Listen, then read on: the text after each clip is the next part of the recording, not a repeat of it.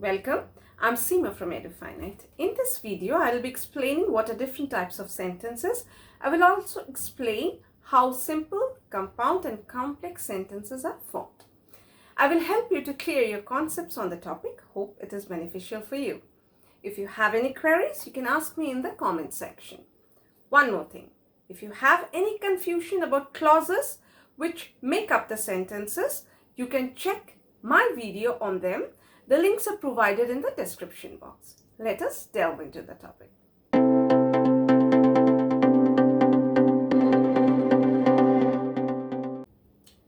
Now, what is a sentence? In simple words, a sentence must at least contain a subject, a verb or a predicate, and should express a complete thought about what the subject is or is doing. So it will tell us what the subject is or what it will be doing. Next, for example, Rohan laughed. Over here, Rohan is the subject and laughed is the verb, or you can say the predicate. So it expresses a complete meaning. Rohan laughed, maybe for some reason, maybe he had a joke or maybe something funny happened, so he laughed. Next, he sings well. Well, he over here is the subject and sings well is the predicate, where sings is the verb. Now, for your convenience, I have highlighted all the subjects in green and the verbs in blue. We also know a clause is a group of words having a subject and a verb, and they have a relationship. That means the subject and the verb have a relationship, and it conveys full information about what the subject is or is doing. So a clause also expresses what it's trying to convey through it, and it has a subject and a verb. That's must for a clause. Next, for example, the children are playing. Over here, the children is the subject, are playing is the verb. Well, now, if you need to refresh your memory on clause, you can go to my videos on clauses, the links of which will be provided in the description box. Well, I'll just give you a rough idea about what clauses are. There are mainly two types of clauses: an independent clause or main clause, because independent clause is also called a main clause, that has a subject and a verb and expresses a complete thought by itself. So it will give you a complete meaning. You'll be able to understand what that independent clause is trying to state. For example, Sam bought a new laptop. So over here, the clause, this is an independent clause. Why? Because it's giving us a complete meaning. We can understand what the clause is trying to tell us. Over here, of course, Sam is the subject, bought is the verb. So we have a subject and a verb, which is absolutely a must for a clause. And it is expressing a complete meaning. So it is an independent clause. Well, the next one is a dependent clause. Now, what is a dependent clause? Dependent clause is also called subordinate clause. And it also has a subject and a verb, but it cannot express a complete thought by itself. So it has to depend on the independent clause to express its complete meaning. As it is dependent, so its name is dependent clause. For example, when I grow up. Now, in this dependent clause, when I grow up, I is the subject, grow up is the verbal phrase. So we have a verb as well as a subject, but it is not expressing any complete idea, or it is not conveying a whole meaning of what it's trying to portray. It's just half the meaning, because if I tell someone when I grow up, the person whom I'm talking to will look at me expecting me to say something more to complete the meaning. Next, so we can conclude that a sentence is always made up of a clause or clauses. Next, we come to types of sentences. A sentence can mainly be of four types: depending upon the number and types of clause or clauses it contains. The first one is a simple sentence. Well, it has one independent clause that makes complete sense by itself. And obviously, since it's an independent clause, it will have at least a subject and a verb. For example, I like coffee. Over here in this independent clause, which is giving us a complete meaning, I like coffee, we can understand someone is trying to say that coffee is that person's favorite thing. I is the simple subject, like is the verb, simple verb, just a single verb, and coffee is the direct object. So this I like coffee has a simple subject, yes, a simple subject, a simple verb, and one direct object. Well, in the next sentence, I and my son like ice cream. Over here, what do we have? The subject is compound. I and my son. We're talking about two persons, not only about myself, but I'm talking about my son also. So, I and my son is a compound subject, like ice cream. Rest, verb, and direct object is simple. Next, I like coffee and ice cream. So, over here, I, the subject is simple, like verb is simple, but the direct object is compound. I like coffee and ice cream. Next, Mohit plays and enjoys tennis. Mohit plays and enjoys tennis. So in this independent clause or simple sentence, we have a compound verb. Plays and enjoys. He plays as well as enjoys. But the subject is simple and the direct object is also simple. Next, Mohit and Sally play and enjoy tennis and soccer. So in this simple sentence, we have a compound subject, Mohit and Sally, play and enjoy. So this is again a compound verb, and tennis and soccer, again this is compound. These two together make a compound direct object. Now we have to note that what is the punctuation in this case? No comma separate two compound elements. Okay, so that is a must. Mohit and Sally, or plays and enjoys, or I and my son. So the compound subject or the compound verb or the compound direct object like tennis and soccer, they are not separated by commas because this is a simple sentence. So that's the punctuation note that you'll have to remember. Next we come to compound sentence. Now what does a compound sentence have? It has two or more independent clauses joined by coordinating conjunctions. Now what are coordinating conjunctions? These are the 7 words: for, and, nor, but, or, yet, so. Now you might say, well, it's very difficult to remember. No, it's not difficult to remember. Just remember the initials. And what does it add up to? Fanboys. So just remember fanboys and you'll be able to remember your coordinating conjunctions just in a jiffy. The independent clauses, the 2 or more independent clauses of a compound sentence are joined by a coordinating conjunction or conjunctive adverb like therefore, however, moreover, at least, etc. or semicolon.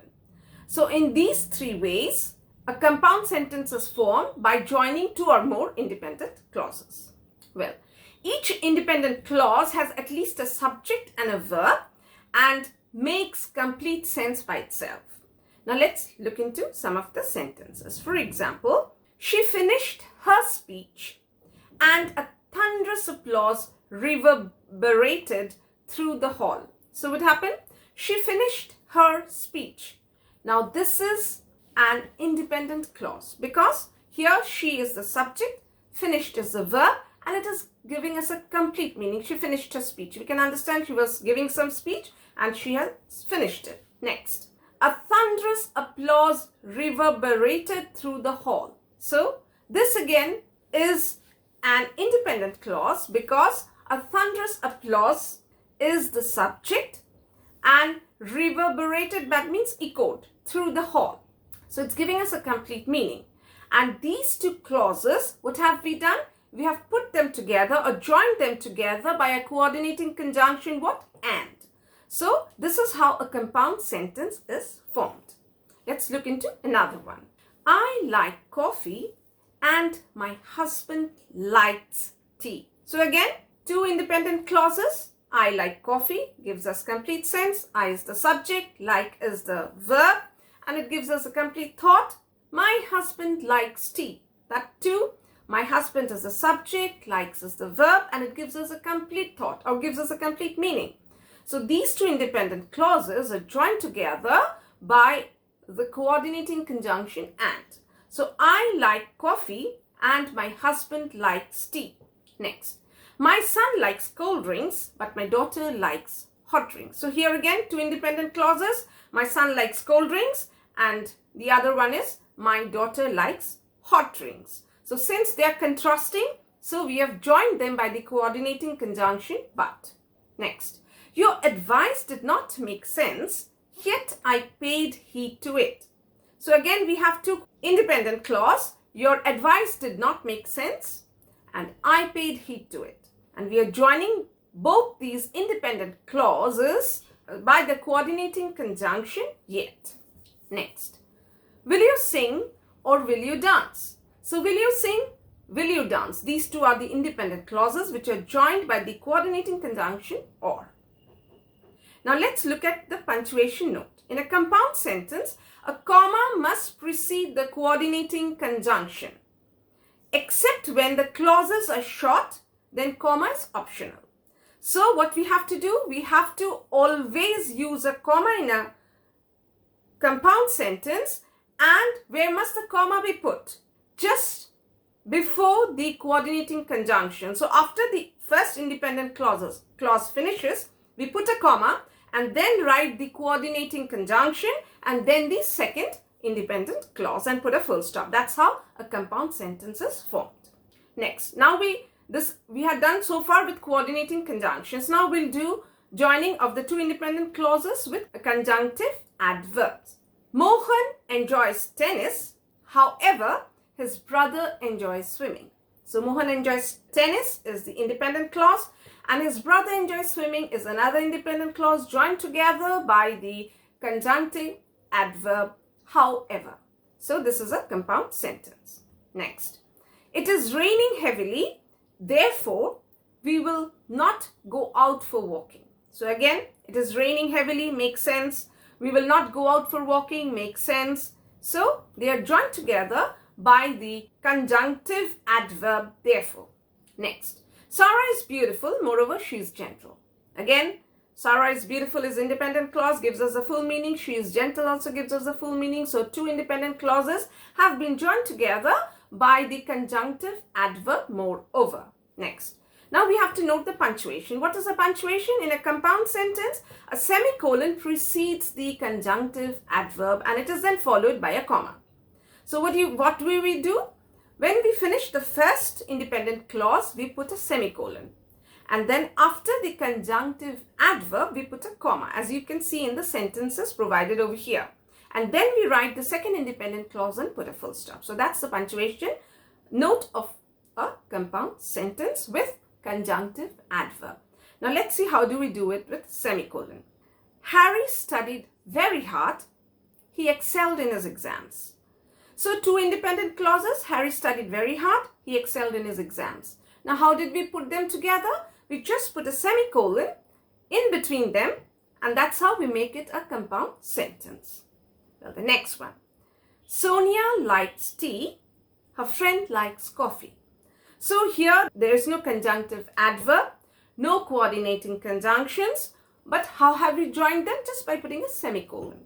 Just two independent clauses and a semicolon in between. Next, the sky is overcast. It will rain any moment. So again, two independent clause joined by a semicolon. Mother made pizza. Father baked cake. I ate them. So there. Mother made pizza. Father baked a cake. And I was the one who enjoyed both of them. I ate them. So what did we do? the three independent clauses, we have put two semicolons between the two independent clauses, and the last one we put a full stop, and that's how we complete a compound sentence. Now the punctuation note, what is it? In a compound sentence, occasionally we join independent clauses with semicolon, never with a comma. So sometimes we do, when it's possible, we eliminate out the coordinating conjunction or the conjunctive adverb and we join them by a semicolon, but never with a comma. So you have to remember, it's a semicolon, not a comma. Next. Now let's look a little bit more. Sonia likes tea. Her friend likes coffee. So these are two independent clauses written separately. Well, that's fine. Now, suppose we write Sonia likes tea and put a comma. Her friend likes tea, put a full stop. Well, that's wrong. As I told you, we can never join two independent clauses by a comma. But yes, how can we join them? We can join them with a conjunctive adverb or a coordinating conjunction. So we have used a coordinating conjunction over here. Sonia likes tea, but a friend likes coffee. So this but is the coordinating conjunction joining the two independent clauses together to form a compound sentence. Well, the next one. Sonia likes tea and her friend likes coffee. Here too we have used a different coordinating conjunction, and that is and. And we have joined the two independent clauses and made it into a compound sentence. Otherwise, we can do as we have already done over here. Sonia likes tea, semicolon, her friend likes coffee. So that's how we make compound sentences. Well, the next one is a complex sentence. Now, what does a complex sentence have? It has one independent clause which has at least a subject and a verb and makes complete sense by itself. So it should have one independent clause, at least. It can have more than one, but it should have one. And it also has one dependent clause that begins with a subordinating conjunction or a relative pronoun and has a subject and a verb but does not make complete sense by itself. So it has an independent clause, but it also has at least one dependent clause, and that dependent clause, because it has to be stitched with this independent clause, so it has to begin with a subordinating conjunction or a relative pronoun. And as we know, a dependent clause has a subject and a verb, but will not give us the complete meaning. For example, my cat mews when it is hungry. Well, I have underlined the independent clause and the rest is the dependent clause. Okay, so my cat mews is the independent clause because it is giving us a complete meaning. My cat mews, yes, it makes mewing sound. Okay, next, when it is hungry. So when does it mew? When it is hungry. So if I just say when it is hungry, then it does not give us a complete meaning. So that's a dependent clause and it's starting with when. That's the subordinating conjunction. Okay, the next one.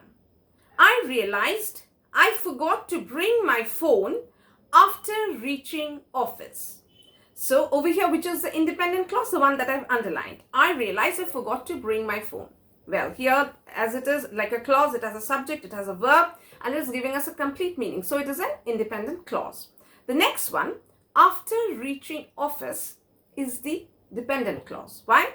Because, of course, there is, after reaching office, yes, you might say that there is no subject, but after reaching office means after I reached office. So here the subject is hidden as it is the continuation.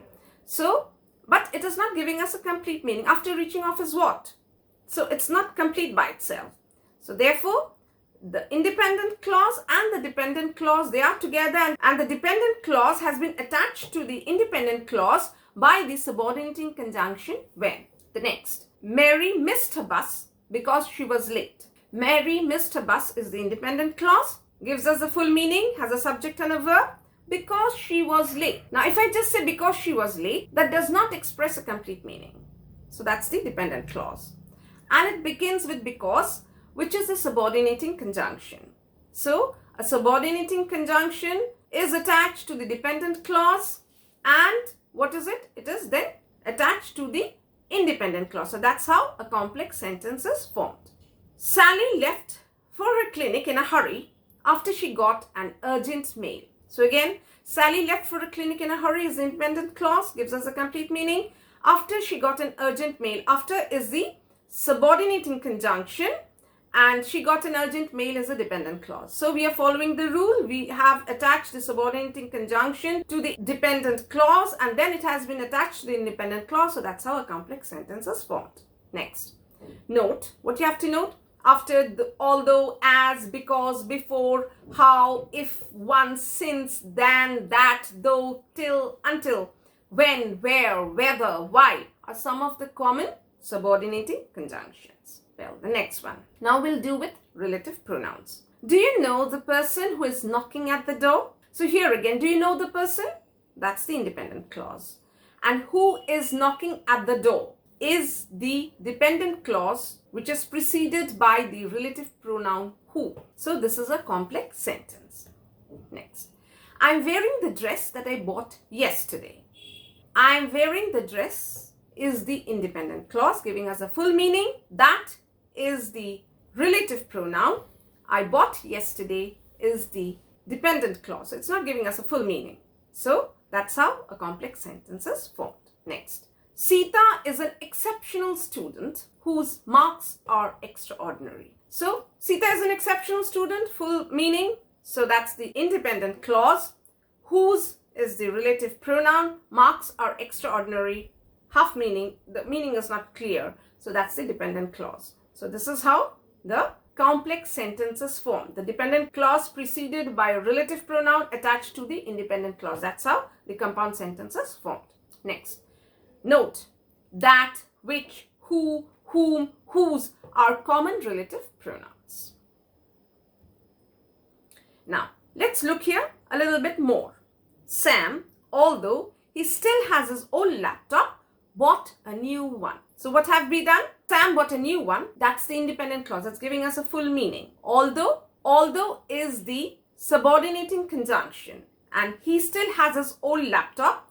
This is the dependent clause, which has been put inside the independent clause. How do we put a dependent clause inside an independent clause? We put the subject of the independent clause, then put a comma, and then we insert the dependent clause, again put a comma, and then write the rest of the independent clause as I have done here.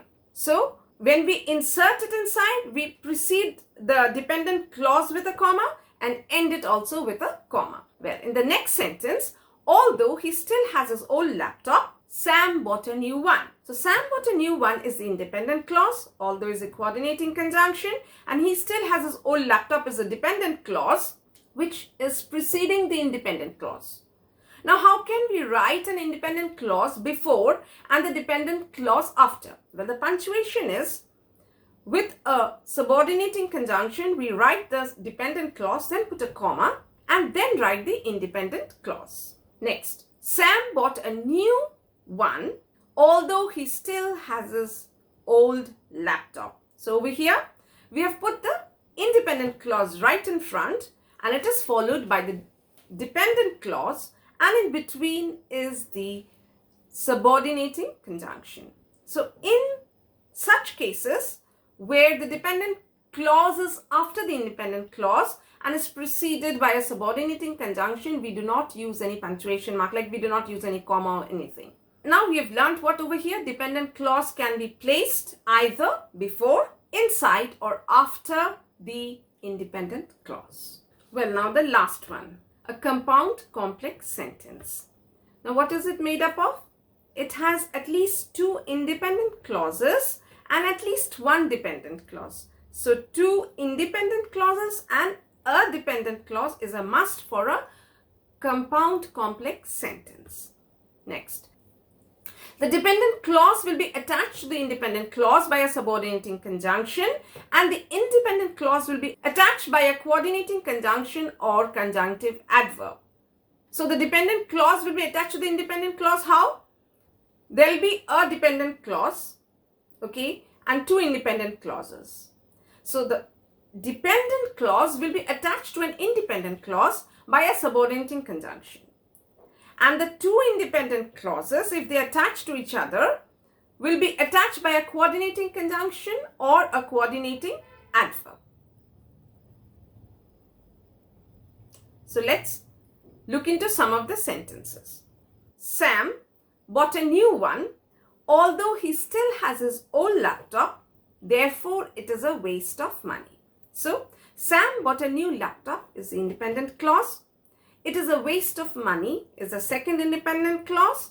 And he still has his old laptop is the dependent clause, which begins with the subordinating conjunction although. So, the criteria are all met. So, this is a compound complex sentence. Well, the next one. While the coffee brewed, I made some snacks and my husband laid the table. So, over here again, while is the subordinating conjunction preceding the dependent clause, the coffee brewed.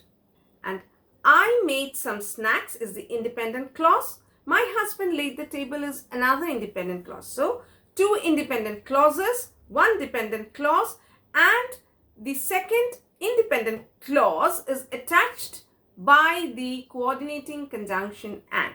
So, all the criteria are there. So, this is a compound complex sentence.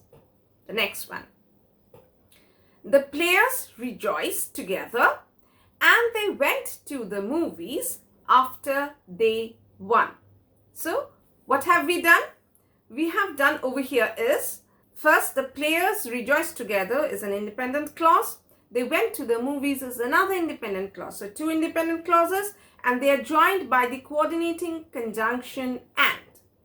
And they won is a dependent clause which is joined to the sentence or to the independent clause by a subordinating conjunction after. So, this is a compound complex sentence. So, that's all for today. Thank you for being there with me. If you like the content, do give a thumbs up and share it with your friends. Do subscribe to my channel and press the notification bell icon for future updates. Bye. Take care. See you in the next episode.